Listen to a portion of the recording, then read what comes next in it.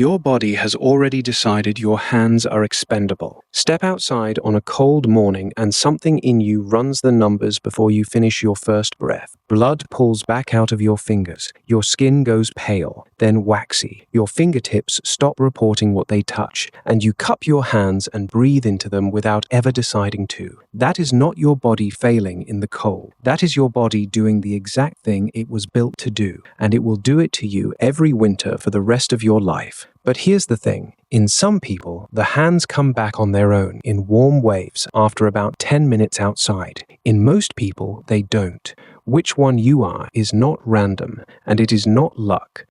27,000 years ago, at 71 degrees north, a person crouched on a frozen river plain and tried to make their fingers work. They were shaping a piece of rhinoceros horn into a foreshaft for a hunting weapon. Archaeologist Vladimir Petulko found it, with thousands of tools and flakes, at a site on the Yana River in Arctic Siberia, and published it in the journal Science in 2004. It pushed human arrival in the high Arctic back by thousands of years. People were up there, above the tree line, through the dark half of the year. Here's what nobody tells you about that scene. The hard part was not killing anything. The hard part was the lashing, because the body doing that work was a tropical body, almost no fur.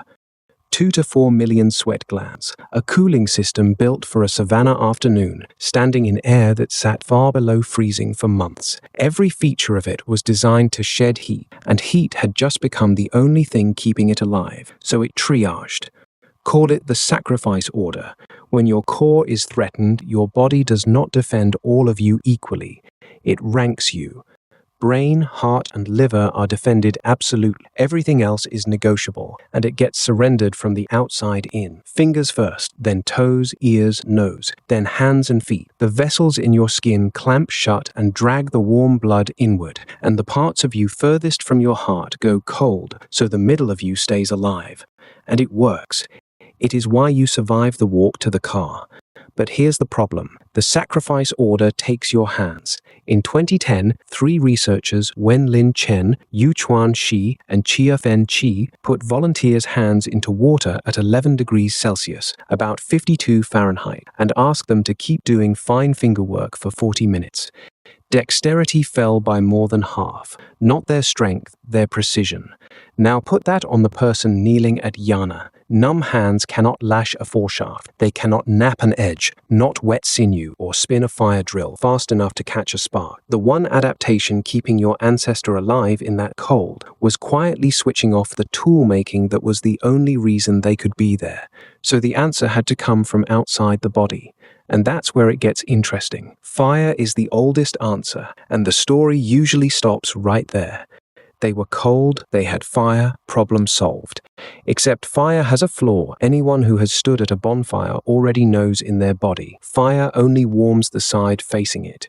Your shins cook while your back goes numb, and turning around just changes the problem's address. And fire does not travel. Every hour spent hunting or hauling is an hour spent outside the only heat you own, which brings us to the problem that decided where human beings were allowed to live. Fuel.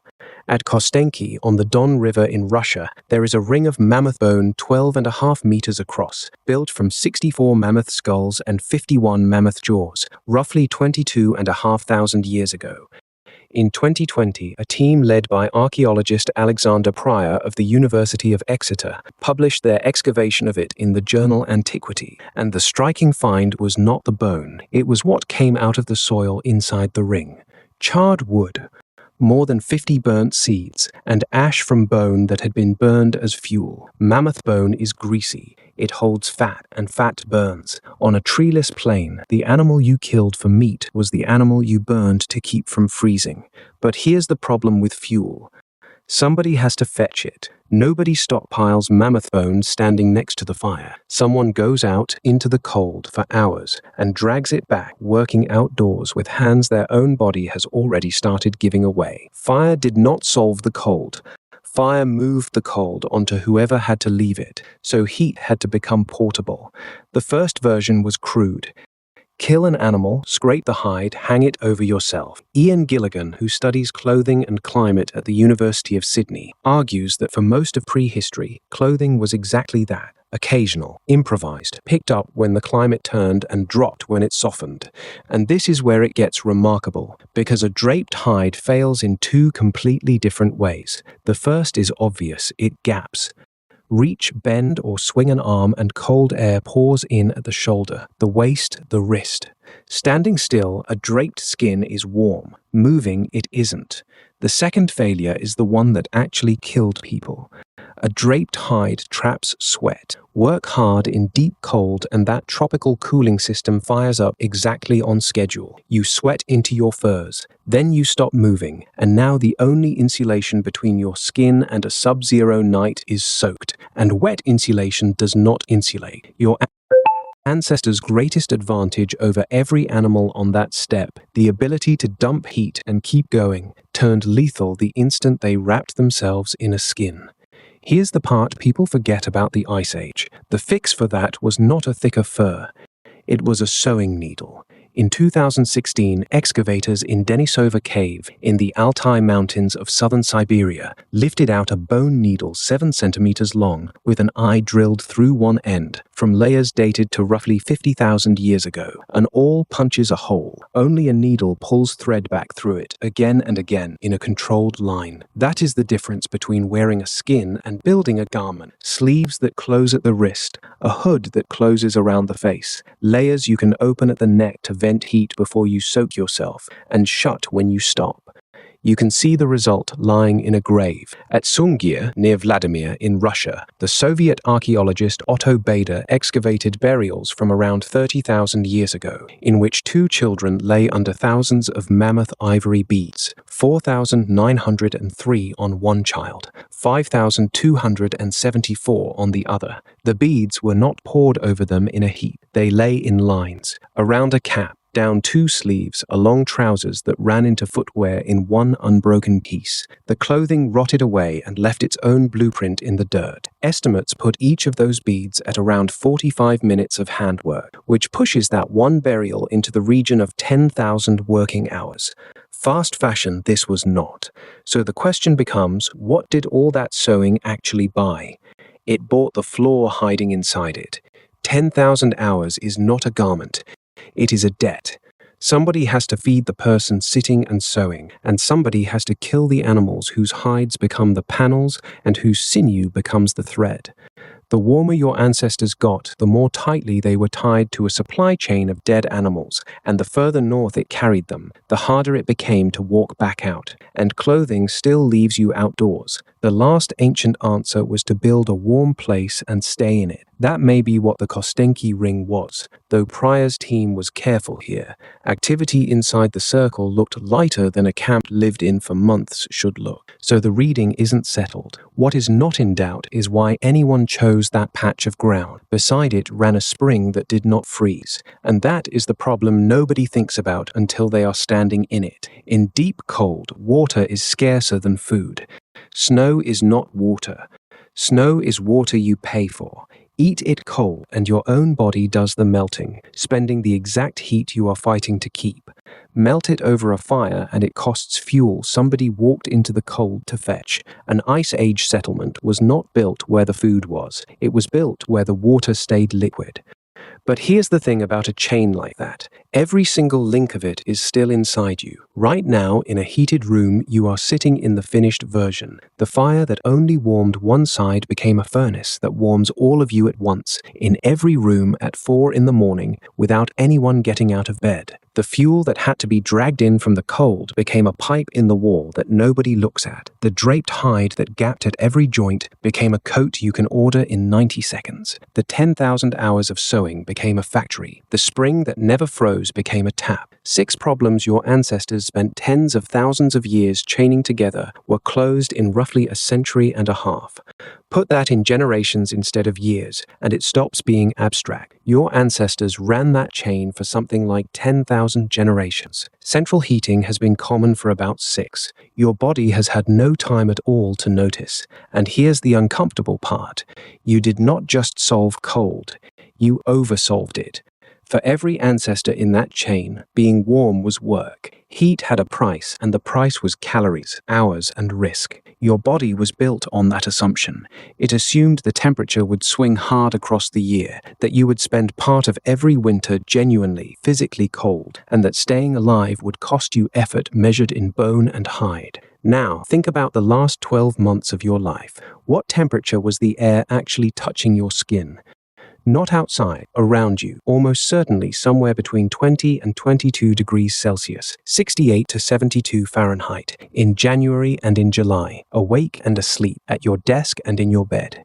You did not live through a winter, you commuted through one, which means the sacrifice order, the oldest emergency drill your body owns, has never once been asked a serious question in your entire life. Here's what nobody tells you about your own fat. For decades, brown fat was thought to be something human beings had as babies and then lost. Newborns carry a pad of it across the upper back and around the neck because a newborn cannot shiver effectively, so it burns fuel straight into heat instead. Adults, the textbook said, did not have working brown fat, case closed. Then radiologists started complaining about their scans. PET scans, the kind used to hunt for tumors, kept lighting up in neat, symmetrical patches at the base of the neck and along the collarbones. Not cancer, just something metabolically busy that had no business being there, and it turned up far more often in scans taken in the winter months than in the summer ones. In April 2009, 3 separate research teams published in the same issue of the New England Journal of Medicine and settled it. Aaron Cypes and colleagues in Boston went back through thousands of those scans and mapped exactly where the tissue sat and who had it. Kirsi Virtanen's group in Turku, Finland, took biopsies and confirmed the tissue was genuine brown fat, and Wouter van Marken Lichtenbelt's team in Maastricht ran the simplest, most direct version of the experiment. They put healthy young men in a room at 16 degrees Celsius, about 61 Fahrenheit, cool enough to be unpleasant but nowhere near cold enough to make anyone shiver, and scanned them. Almost every single one lit up. You have it, right now, under your collarbones. There is tissue whose only job is to burn fuel and turn it directly into heat, and it does not need you to move a muscle to do it. But Cypes found something else in those thousands of scans, and it is the part that should make you sit up.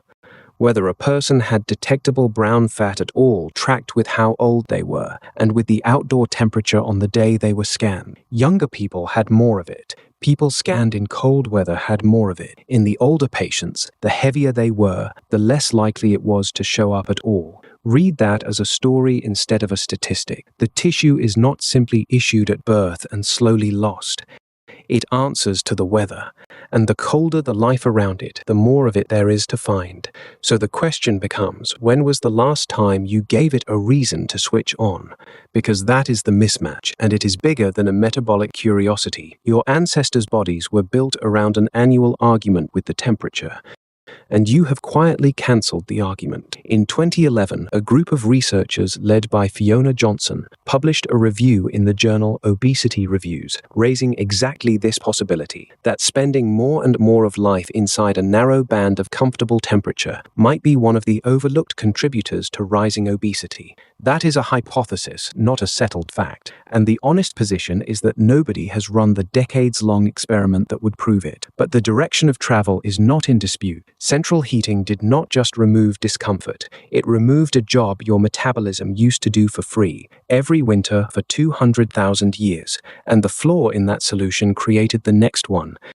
Because the moment being cold indoors became unacceptable, the answer was not to put more clothes on, it was to turn the heat up and wear less. Indoor clothing got lighter as indoor temperatures rose, so the range of temperatures your body actually experiences narrowed from both ends at once. A species that once burned mammoth skeletons on a treeless plain now conducts its entire thermal strategy through a small argument about a dial on the wall. And narrow is the whole point. Your tolerance is not a fixed trait you were issued at birth. It is a running average of what you have been exposed to. Live inside a 3-degree band for a year, and 18 degrees starts to register as an emergency. Which brings us to what this actually costs you, and it starts with the thing you are worst at. You cannot fall asleep until your core temperature drops. That is not a preference, it is the trigger. Roughly 2 hours before sleep, your core temperature begins sliding down by about 1°C, and the way your body sheds that heat is by opening the blood vessels in your hands and feet and dumping warmth out through your extremities. The same vessels the sacrifice order slams shut in the cold are the ones that have to swing wide open for you to fall asleep, which is why sleep researchers keep landing on a bedroom temperature around 18°C, about 65 Fahrenheit, and why most people are lying in a room several degrees warmer than that, waiting. So the modern answer to feeling cold at night was more heating and heavier bedding, and the flaw in that answer is that it blocks the exact heat loss that starts sleep. You made the room warmer, and the room started charging you for it at 2 in the morning. You lie there, warm, comfortable, and wide awake, and you assume the problem is your mind, because nothing in the room feels like a problem. That is what makes it so hard to catch. Every other survival signal your body sends arrives as discomfort. This one arrives as comfort, and you spend the next 6 hours paying for it.